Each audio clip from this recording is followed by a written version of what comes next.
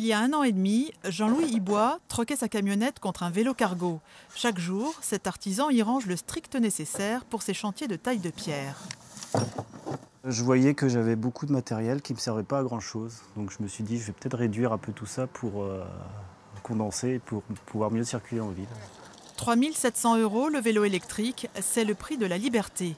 Fini les bouchons, les problèmes de parking et les stationnements payants. Cet ancien compagnon du devoir travaille en prime le galbe de ses mollets.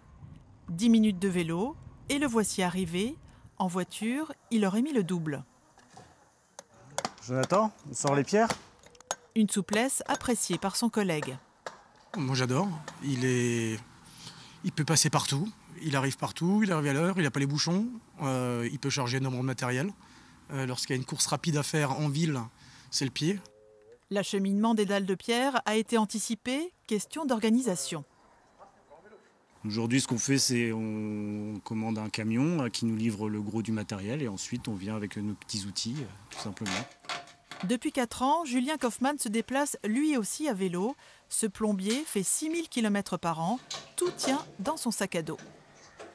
Pour le coup, j'ai eu besoin d'un outil et d'un nouveau siphon. Donc en gros, ça tenait dans ça. Pas besoin de camionnette pour ça. A priori, non. Enfin, j'ai réussi sans. Si la plupart des artisans préfèrent le confort de leur véhicule, pour Julien, le vélo reste le moyen idéal pour se déplacer en ville. Il est adapté pour une zone urbaine bien dense où finalement il y a, rien que sur Strasbourg, il y a plus de 100 000 installations. Donc finalement, il y a quand même beaucoup de travail pour les gens comme moi, les artisans.